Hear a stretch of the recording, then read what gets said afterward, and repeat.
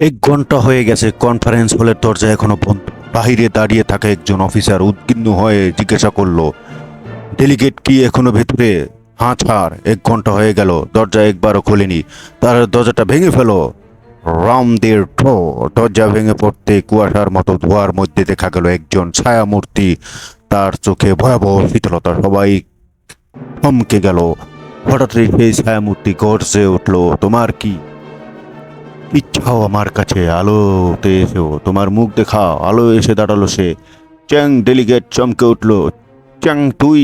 সেই মুহূর্তে আরেকজন প্রবেশ করলো, সর্দার। চ্যাং কষ্টে গলার স্বর মেলে বলল, এখানে শেষ নয় সর্দার, তোমার দেশের উপর একটা বিশাল বিপদ আসছে, সবচেয়ে ভয়ঙ্কর চর জাগে গোটা বিশ্বের ইন্টেলিজেন্স এজেন্সিগুলো ট্র্যাক করেছে।